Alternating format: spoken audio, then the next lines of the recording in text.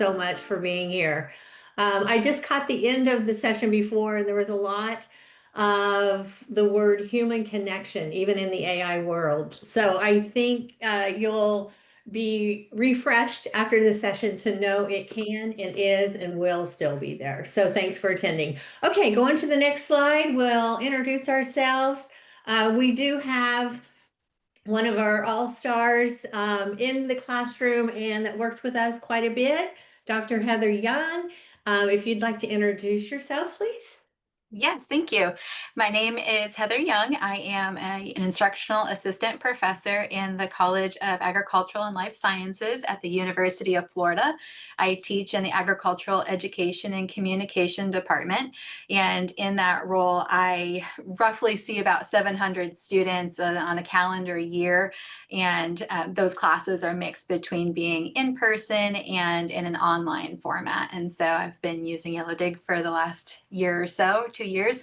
And so I have really enjoyed the value that it brings for my online students specifically. Thank you. Wonderful, good. And we're going to hear a lot from Heather about creating those conditions for voice and agency and online courses. Deborah Overding, I'm the Senior Success Manager at Yellow Dig. Been here about almost 4 years. Before coming to Yellow Dig, I was an instructor in the Masters of Education program for so many years, then instructional design, ed tech, and now I'm here at Yellow Dig, helping folks understand what Yellow Dig is all about and how to enjoy using Yellow Dig. And I have my co-workers with me, Allie and Vicky. Allie? Hi everyone, I'm Alessandra. I'm a success partner here at Yellow Dig. I've been here for a year almost. I can't believe it was so fast. And I have this background in education, 20 years working in education. I started as an English instructor, English as a second language instructor here in Brazil. And I'm very happy to be here with you. I'll be in the chat with my friend Vicky, helping you if you have any questions while Deb and Heather will be talking about agency. Yes, and then we also yes, sorry. Yes, hi everyone. I'm Vicky here as success partner at Yellow Dig. Same thing, educational background, still in the classroom with my students. So yeah, love everything about it. So I want to keep being a teacher forever. I'm going to be as well here in the chat to help out with any questions or things that come up during the conversation. So hi everyone. Wonderful. Okay, let's go ahead and get started. We'll go to our next slide here. Basically, why student voice matters. And we're going to hear Heather's real life experience, I like to call it, because she, of course, is in the classroom working on agency and student voice on a daily basis. And so her experience that she's had and what she's found out. So again, we're very thankful. So Heather, we have this broad question, right? What does student voice mean in your context? If you want to clarify that a little bit, and then we're also going to talk about like, when have you seen students most engaged and also what made that possible? So kind of a loaded topic to start with, but we can kind of skinny it down as we go. Yeah, absolutely. So there's a million different examples or definitions of what student voice can mean to you, and depending on the context or the class that you're teaching or what you're asking the students to do on their own. But I think in my classes, what I've been able to identify as that student voice, whether it be in my oral communication class or in my research and business writing class, is when the students are able to really connect with the content and be able to show what their own experiences are. And that way there, they can make that learning experience their own. They're embodying what that means to them. And so them being able to share what their imaginative interpretations of that content mean. And so you can ask the same question to 4 different people and get 4 very different responses when they're open enough and willing enough to be able to make that connection their own in a true sense. And then when it comes to when you actually see that happen and that engagement really clicks with that student voice aspect, it's that aha moment where they're just like, oh, I remember you talking about this in class. And then I went and I did this activity out in public on my personal time. And then after I reflected on it, I was like, there's so many connections going on between what we're discussing in our course and then what we're experiencing in real life. And so that's when you have them hooked. That's when you're getting their full undivided attention and they're really taking to heart the information that you're sharing with them and making it their own and making it their true meaning. Wonderful. And I love a couple things that you said, the true meaning and connecting to the content. I mean, even folks that are not students at the time, even if you're having that conversation at meetings or conferences, when you can connect, right, and relate, it just goes to a whole nother level of learning and conversation. Great. So, what did make that possible for you to have those connections made in your class? And how they could make those on their own. Yeah. So the first thing is that you really have to be willing to try something and have it either be understanding that it's going to work or it's not going to work. Yeah. If you only stay with what you know, you're going to get stagnant and your course isn't going to change. The information that you're sharing isn't going to change, and you might not connect with the next group of students because they're changing. We know that for sure. Anybody in the world is really adapting every day with how they see the world, their perspective on it, etc. And so being able to be comfortable enough to try something and see if it works, see if it clicks, and it might not click with this group, but it might click with the next group. And so not being afraid of trying it again. If you try it once and it doesn't work, don't give up on it. Having different, just like we do with universal design for learning, is have different modalities of the same information. And so being able to give students various examples, put it in different contexts, and have that same underlying meaning. And then having different visual examples too of what it might actually look like if you were to experience something in real life, I think is a big key piece of being able to actually get all of that stuff to happen. But definitely being open and willing to take student feedback, especially. So if you ask your students what they think about something and then you don't do anything with their feedback, it sends a very clear message that you're kind of just asking the questions to ask the questions, that you don't have that full intention to actually help the students in their learning experience and be there to support them and guide them along the way. Right, right. So really allowing the students to have some say in what they learn and how they learn and how they are assessed. I love that. Back in Deb, the I'm day. sorry. Sorry. We have a question here in the chat, and I think it's nice if we can clarify. I'm sorry. So they're saying, Cynthia is asking, would you mind clarifying what you mean by student agency? Okay. Heather, would I you thought it was better to talk about that like live than in the chat. right. Heather, would Yeah. you take that? Yeah, sure, absolutely. So I think when we're talking about agency, we're talking about that ownership. Students taking ownership of their learning experience, and they go into it knowing what it is that they want to get out of the opportunity. And that's where it really shows the connection that you either have or don't have with your students. And that kind of goes into a little bit of when you see like a traditional discussion board and the conversation, the first one that posts has a really great conversation, has a really great point.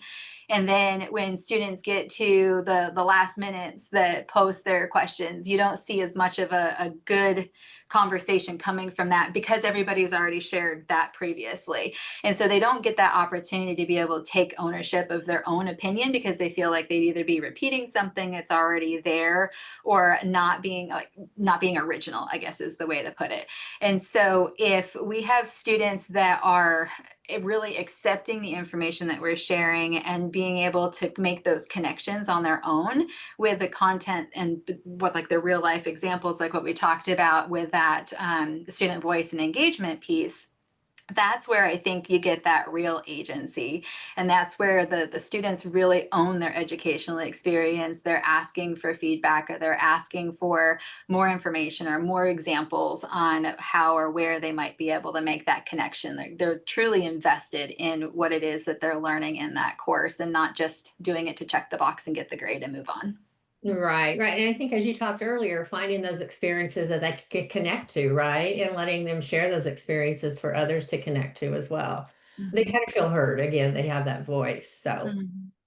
okay, great. Let's move on. We're talking about the conditions to enable agency. So, it sounds great. And we always want to have a place where they can own their learning. They can own basically sharing their real life experiences and connecting with other students. But which of these conditions that we have listed here, Heather, do you think is most often missing? I think the most often missing piece of this is really that safety part. It's one thing to be able to share all the resources, share all the content, have all of the presentations of bringing in different speakers to be able to adapt to different student perspectives. And you have the discussions where you're getting a lot of feedback from your peers, and you have your in-class presentations, or even in an online environment, you have your group projects. And so all of that's built into the course. And one of the things that a lot of students share in their feedback is that they either didn't feel like they were getting the support or the guidance that they needed from their instructor or even from fellow classmates. And so that safety net of being able to share their honest opinion really enables that agency and that student voice to really come out. And so if you make it very clear that it's a safe space, ideas are open for interpretation, even if it is something that you don't agree with, everybody still has the right to share what their interpretation is of a certain topic. And so by creating that safety network or safety zone, I guess, of being inside the class and knowing that it's okay to have a different opinion from someone else, but be able to listen and interpret and understand and have an open mind when it comes to the opposing opinions, is really where it makes a big difference. And I think that's when you really see the students thrive in an online environment, especially because they kind of feel like they're a number or just a name on a screen sometimes. And so being able to actually get that solid connection and having that feeling of that it's a safe environment, I think really helps encourage that open mindedness and open to the learning. Right, right. And within that safe space, as you talked, Heather, I mean, students do feel valued, right? And supported by the other students in the class and also the instructor. And I know you have a great story about a student feeling that it was a safe environment in your online class because she was nervous about presenting in one of your classes, which was public speaking, I believe, but then got that encouragement and kind of that strength to go ahead and do what she needed to do because of the support that she had. Would you like to share that story? Yeah, absolutely. This was my ultimate, like, aha, most memorable teaching moment. Whenever you get asked those questions, what's the most memorable or enjoyable thing that you've done in your educational career? I had a student in one of the oral communication labs that I personally taught. So we have like 135 students in that class typically, and we have them broke up into different sections of 18 students. So it's small enough to have a community, but still efficient in time management wise. And this student came in and she sat in the very back far corner of the classroom, didn't contribute to conversation unless she was specifically called on, or it was her turn to do her introduction. And unprovoked after that lab experience and me setting up the expectations and the community rules and standards of how our lab would operate, she had taken to the Yellow Dig discussion board and the platform, and she asked just a simple question of what are your thoughts on your first week of labs? And she shared that she was incredibly nervous coming into the oral communication course, that amongst, I think, almost everybody on this call probably would say that's not the first thing that you're going to volunteer to do, is to get up and do a public speaking event of some sort. And a lot of students really put this class off because they're so scared to do it, because they're scared of making a mistake or sounding silly, looking silly, being judged. And so when we had that very simple conversation of, this is that, again, building that safety into this course and being vulnerable and learning from that experience. And so in her post, she had made a comment about how that first lab experience really helped her realize that it's okay to be nervous, that everybody else was nervous and scared to be able to try something different or uncomfortable. And she asked what her peers thought. And within a couple of hours, she had 35 plus posts replying to hers that, oh, me too's were coming out a lot. And then there were a few students that were offering suggestions on how to maybe overcome some of your fears and your nerves before a presentation or about the class in general. And so she had not really looked at Yellow Dig until our next lab. And I had talked to her. She was one of the first ones to get there. And I had asked her if she had noticed what her post did. And she wasn't really aware of it. So she looked and she's like, oh my gosh. And from that lab on, she had a completely different perspective, completely different personality. She participated and she managed to make solid improvements throughout the entire course. And I promise you that it was because of that conversation that she had, and how she had different support networks that she wouldn't have known about ahead of time. Oh my gosh, I love that story too. That's my aha moment as Yeah, well. And I yeah, think, we're just saying, when students do feel supported and valued in their learning environment, right? They're willing to make themselves vulnerable, to try something new, kind of step outside their comfort zone, because they have that, like you said, support net. So thanks for sharing that. Okay, how are we doing? Do we need any questions we need to address that are in the chat that we'd like to talk about? Vicki and Yes, Al? we do have one from Chelsea.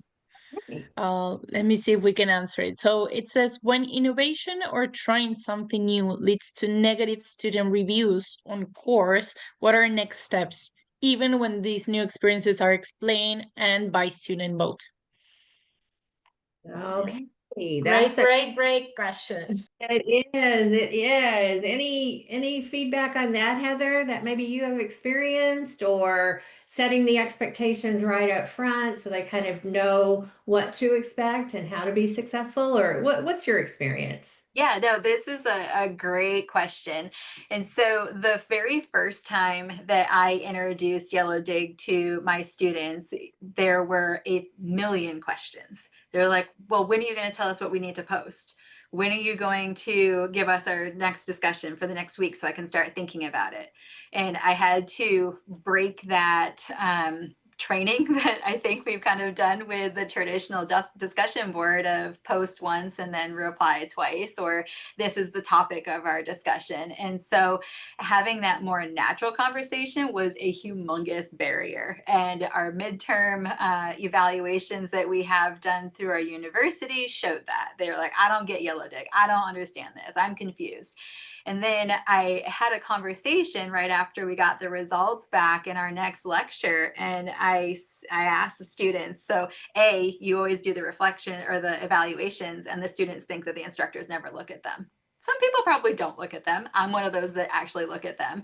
And I shared that I reviewed the evaluation feedback and I see that this is an area of concern. So I know what we had on our topic of discussion for the day, but we're going to pause that for a minute and we're going to talk about what we're dealing with Yellow Dig.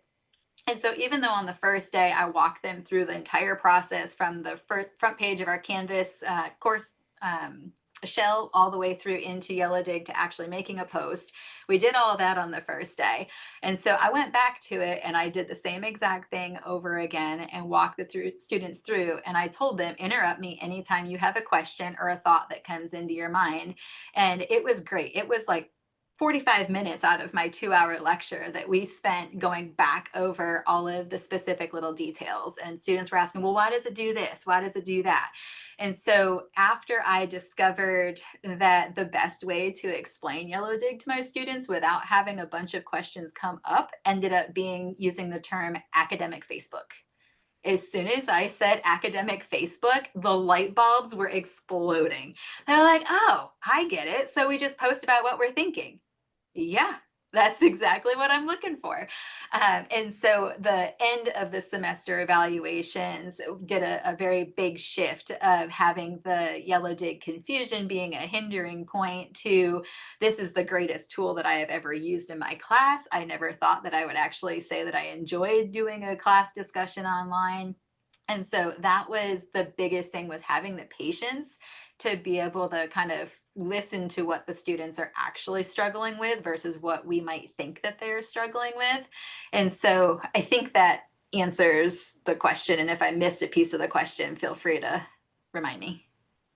Wonderful. I mean, again, it goes back to our focus of this session, right? Giving them the voice, and giving them an enabling agency. And by doing that, it just totally turned around on their feelings for, what you were using in this case in Yellow Dig. So Mhm. nice, thank you.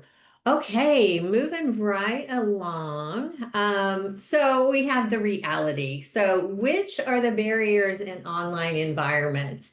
So I'm sure those that are in this session today, probably look at those three: the lack of connection, lack of flexibility, and having a safe space. Heather, when you look at these options here, and I think on the previous slide, you talked about the most important one being having a safe space, right? So we pretty much have that one covered. But the other two, lack of connection and lack of flexibility. Would you like to talk a little bit more about those two? Being barriers in an online class that you've seen? Yeah, absolutely. So the lack of connection is definitely one that comes up a lot. The students feel like they are just a face on a screen and that they don't have that individualized connection with their instructors. And I actually had a meeting with a student in my writing class, which is completely online. We don't have any live joint meetings. And she had made the statement that I don't have you as my TA. I have 12 TAs for that class. There's 235 students in that writing class. And she's like, without you sending out that message the other day to have us reach out to you specifically if there is any doubt in our mind or any question that we're having about an assignment, to just reach out. I learned that there was a group chat going around and they were airing frustrations about my writing class. And so it's like, if I don't know about it, I'm not part of the conversation, how am I going to fix anything? And by literally sending that announcement out to my students, that we weren't even using Yellow Dig in that course, and is sending that announcement out to those students, they realized that I actually cared about what they were learning in the class. I cared about making my course better. I cared about their impression that they were getting and the information that they were learning, and I wanted it to be an impactful experience and a beneficial experience. So she's like, I never would have wanted to email you or felt like I should email you if you weren't the one grading my papers and I didn't have anything positive to say, because why would I want to draw negative attention to myself? Like, well, that's the problem. That's the problem that we have with a lot of online courses, is that they are either really big and you don't have enough support to be able to help each student feel like they are actually being connected with their instructor that they're listening to lectures from. And so being able to create that connection now gives that student an entirely different perspective. And she's like, I never thought this conversation would go the way that it's going, and it's going in a great direction. So that's somewhere where taking the time to be able to build that connection really makes the biggest difference. And so with Yellow Dig, the students have that opportunity to be able, and this kind of goes into that flexibility piece, because I think if you don't have the connection, then they aren't feeling that flexibility, and that it's literally tunnel vision. This is what we're learning, and this is the only way that we're going to learn it. And so being able to have the ability to feel safe enough to be able to go out on a limb and take their own different perspective of something that might not be the standard quo and have that be acceptable. When it connects back to what we're talking about, that's when the real online learning happens, in that sense of where you would almost be able to mimic group conversation in a class where you think, pair, share. And so it's hard to replicate that in an online environment. And I think being able to have that natural, organic conversation and encouraging that kind of conversation is where you can kind of take care of both of those with one attempt. Wonderful. And it's amazing what you learn sometimes in an online class, you take it to your life experience as an adult, right? Connection and flexibility. We know that on a daily basis.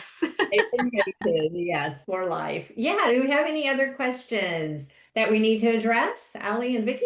Yes, we do. And Yeah. I believe, Deb, you can answer this question, and Heather as well, because you have amazing experience with Yellow Dig, and I believe it's going to be nice if you two answer this question. So it's Teresa.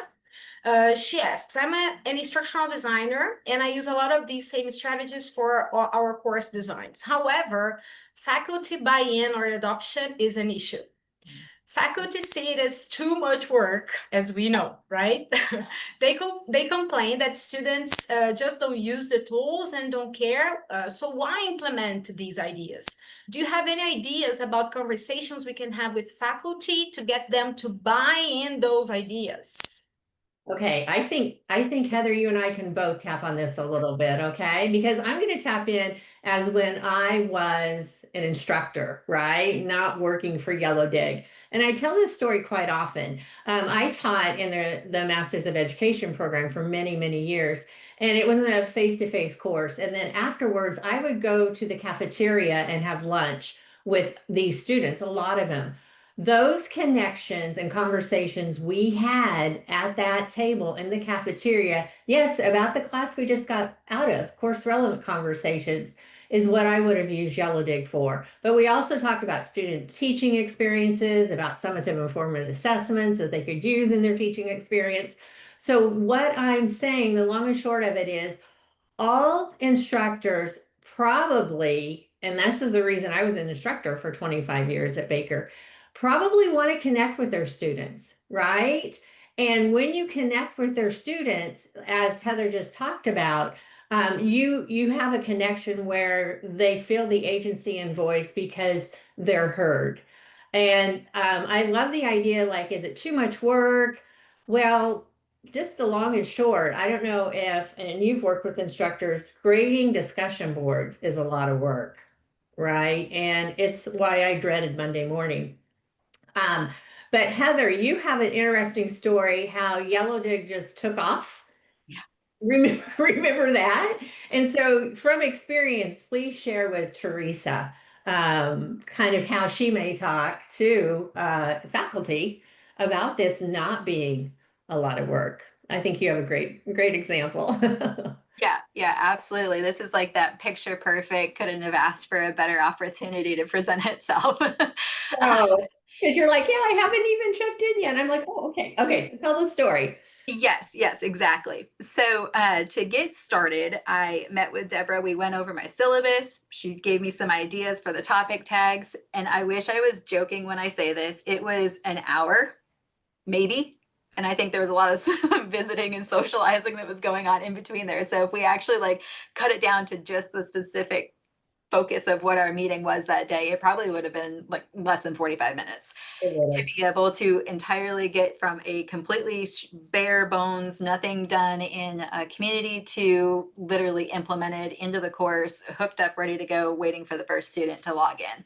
And so that part of it is a lot of the selling point, is that you're not going to have to invest weeks or months to be able to get something put together to be able to have it ready to go for your students. So there's one point, very easy to get started with.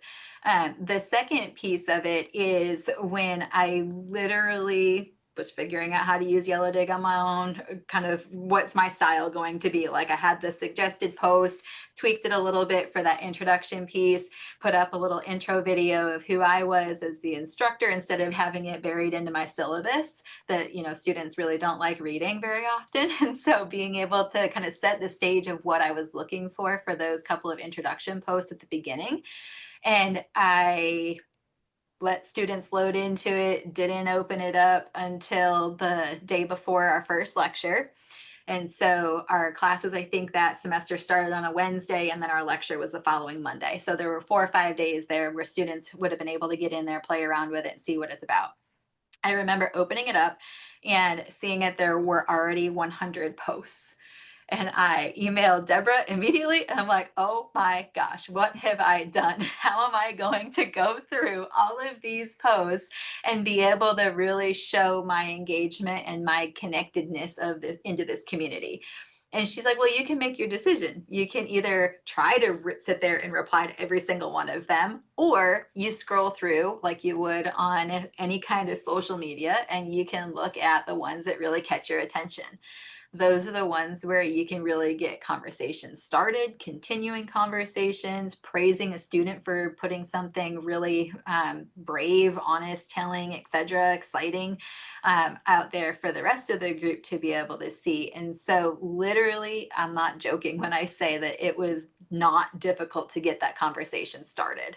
And so it took off on its own. So I think that that's something that is it shouldn't be considered a barrier. And I think the best way to be able to get over some of that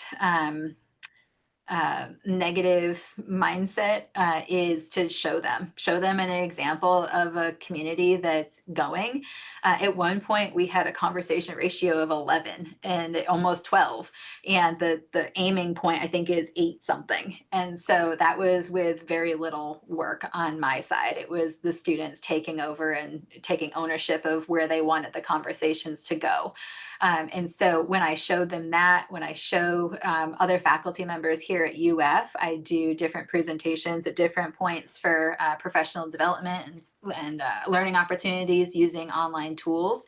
I pull up the network graph, and that is a great way to be able to show like, hey, you have a really large enrollment class. I get it. You don't have time to sit there to respond to every single student. I get it. You don't want to go through and grade the discussion posts. I get it. And so you pull up that network graph and you're like, that student, that student, and that student have 3 connections. Those are the students that you need to reach out to first to be able to see if they need help or if something's going on with the platform and they can't access it. And that's the selling point right there. That's how you get them over that negative mind to begin with. Right, right. Thanks, Heather. And I think this slide we have up now is just what we've been talking about and the question that Teresa asked. So thank you for that, Teresa. And also, I know a big selling point sometimes is there is no grading in Yellow Dig. It lessens the stress of grading. The points are figured out by the social presence of these students, the comments that they make, the quality of the comments that are made. And so when they're looking at a piece of technology and they're like, oh yeah, I don't have time to deal with that. But I'm sure, Heather, you can kind of piggyback off this too. The time that it saves where you were reading the same answer to a discussion question, how many times, and seeing if they replied twice. And Heather mentioned conversation ratio 11. What that basically means, conversation ratio in discussion board is 2 comments, 1 post. So when we see something like 11, there's a lot of conversation that is digging deeper, AKA Yellow Dig, into that concept. Because they're going back and forth and commenting and expanding and connecting to the content that they're talking about. So wonderful. Okay. Do we have any other questions or should we keep going? Thank you for that, Teresa. Going for now. No, no specific questions. Okay. Okay, so role of technology. I mean, I think we've covered this pretty much, using technology to make students' voices visible. Again, when we talk about voice and agency, you've got to have a platform or a place for them to experience that, right? You can't say, okay, I want to do this, but then not give them a platform or a space, like you said, to feel safe. So anything you'd like to add with this, Heather, or you'd like to add a little bit more to this information?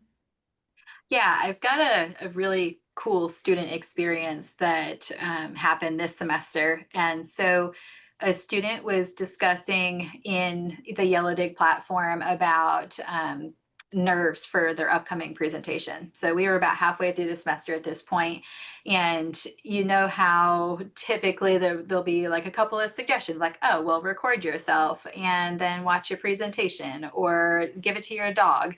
Those kind of comments were existent. But this one student noticed, and he had shared a link to a video about super communicators.